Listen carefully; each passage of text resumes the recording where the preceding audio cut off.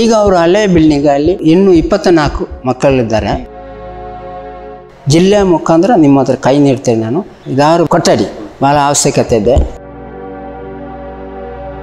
ನಾನು ಸಾಮಾನ್ಯ ಮನುಷ್ಯ, ನಾನು ಬಡತನ ಇದ್ದವನು. ಆದರೆ ಮುಂದಿನದಲ್ಲಿ ಅರೆಕಲ್ ಡೆವಲಪ್ಮೆಂಟ್ ಆದರೆ ನನಗೆ ಭಾಳ ಒಳ್ಳೆಯ ಅಂತ ನನ್ನ ಮನೆ.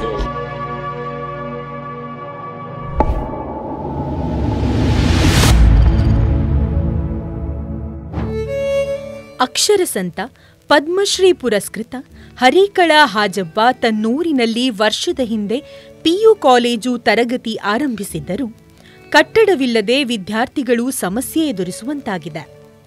ಮುಂದಿನ ಶೈಕ್ಷಣಿಕ ವರ್ಷದೊಳಗೆ ಹೊಸ ಕಟ್ಟಡ ತಲೆ ಎತ್ತದಿದ್ದಲ್ಲಿ ವಿದ್ಯಾರ್ಥಿಗಳ ಸಂಖ್ಯೆ ಇಳಿಮುಖವಾದೀತು ಎಂದು ಆತಂಕಗೊಂಡಿರುವ ಹಾಜಬ್ಬ ಈ ನಿಟ್ಟಿನಲ್ಲಿ ಸರಕಾರಿ ಹಂತದ ಪ್ರಯತ್ನವಲ್ಲದೆ ಖಾಸಗಿ ಸಂಸ್ಥೆ, ಕಂಪನಿ, ವ್ಯಕ್ತಿಗಳನ್ನು ಸಂಪರ್ಕಿಸಿ ಸಹಕಾರ ಕೇಳುತ್ತಿದ್ದಾರೆ.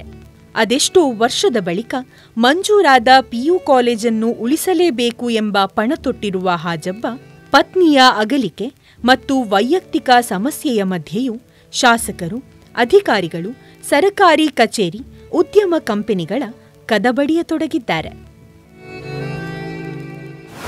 ಜಿಲ್ಲಾ ಪಂಚಾಯತಿ ಮಾನ್ಯ ಜಿಲ್ಲಾ CO ಹತ್ರ ಕೈ ನೀಡಿದ್ದೇನೆ. 5-6 ಸಲ ನಾನು ಬಂದಿದ್ದೇನೆ. ಇವತ್ತು ಸಿಕ್ಕಿದರೆ ಬೆಳಿಗ್ಗೆ ಮಾತಾಡಿದ್ದೇನೆ. ಸರ್, ನಮಗೊಂದು ಭಾಳ ತಾಪತ್ರ ಇದೆ.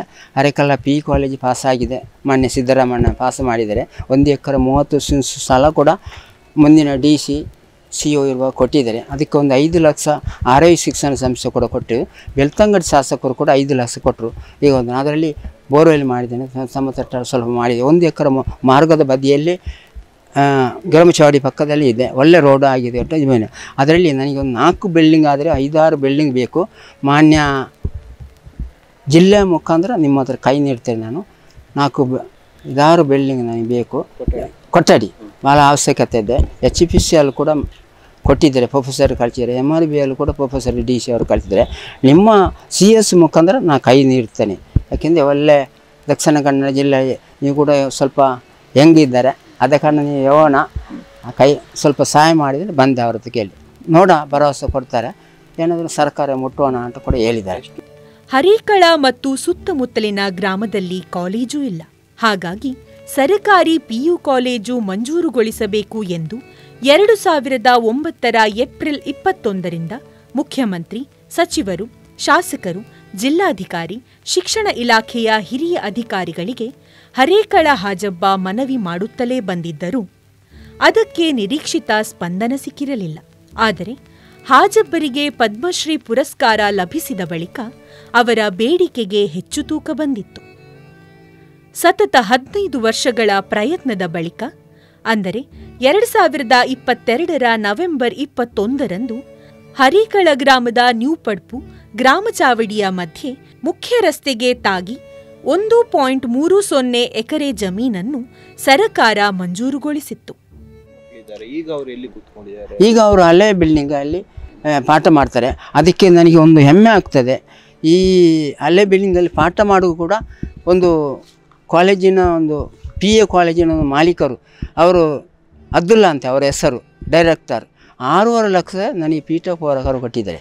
ನೀವು ಹಳೆ ಬಿಲ್ಡಿಂಗಲ್ಲಿ ಮಾಡುವಾಗ ನನ್ನ ಒಂದು ದಾನ ಅಂತ ಕಾಲೇಜಿನ ಅವರ ಮಗ PA ಇಬ್ರಾಹಿಂ ಹಾಜಿ ಅವರ ಮಗ ಅಬ್ದುಲ್ಲಾ ಅಂತ ಅವರ ಈಗಿನ PA ಕಾಲೇಜಿನ ಎಷ್ಟು ಮಕ್ಕಳಿದ್ದಾರೆ? ಈಗ ಇನ್ನೂ 24 ಮಕ್ಕಳಿದ್ದಾರೆ. ಓಕೆ, ಆಗಬೇಕು. ನಷ್ಟೊಳಗೆ ಮುಂದಿನದಲ್ಲಿ ಒಂದು ಪಾಸಾದ ಮಕ್ಕಳ ಒಳ್ಳೊಳ್ಳೆ ಡೆವಲಪ್ಮೆಂಟ್ ಆಗಿದೆ. ಅರೆಕಲ ಬ್ರಿಡ್ಜ್ ಆಗಿದೆ, ಪಂಚಾಯತಿ ಕೊಠಡಿ ಆಗಿದೆ, ಆಸ್ಪತ್ರೆ ಆಗಿದೆ. ಒಂದು 3,000 ಜನಸಂಖ್ಯೆ ಇದ್ದೆ ಅರೆಕಲದಲ್ಲಿ. ಆದ ಕಾರಣ ನನಗೆ ಮನೆ ಮತ್ತು ಎಲ್ಲರೂ ನನಗೆ ಸಹಾಯ ಮಾಡಿದ್ದಾರೆ. ಈ ಸಹಾಯ ಕಂಡು ಸರ್ಕಾರಿ ಶಾಲೆ, ನಾನು ಸಾಮಾನ್ಯ ಮನುಷ್ಯ, ಈ ಸಹಾಯವನ್ನು ಕಂಡು ದೇಶದ ಮುಖ್ಯಮಂತ್ರಿಯನ್ನು ಹಿಡಿದು ಜಿಲ್ಲಾ ಪಂಚಾಯತ್ ಅಧ್ಯಕ್ಷರ CO ಹಿಡಿದು ಕನ್ನಡ ಭಾರತ ಸರ್ಕಾರ ಪ್ರಧಾನಮಂತ್ರಿ ಕೂಡ ನಿನ್ನೆ ನಾವು ಬಡತನ ಇದ್ದವನು. ಆದರೆ ಮುಂದಿನದಲ್ಲಿ ಅರೆಕಲ್ ಡೆವಲಪ್ಮೆಂಟ್ ಆದರೆ ನನಗೆ ಭಾಳ ಒಳ್ಳೆಯ ಅಂತ ನನ್ನ ಮನೆ.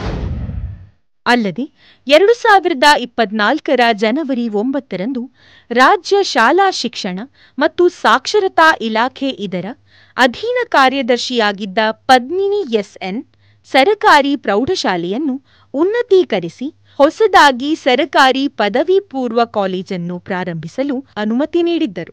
ಅದರಂತೆ 2024-25ನೇ ಶೈಕ್ಷಣಿಕ ವರ್ಷದಿಂದ ಹಾಜಬ್ಬರು ಸರಕಾರಿ ಪ್ರೌಢಶಾಲೆಯ ಕಟ್ಟಡದಲ್ಲಿ ಪಿಯು ತರಗತಿ ಆರಂಭಿಸಿದ್ದರು.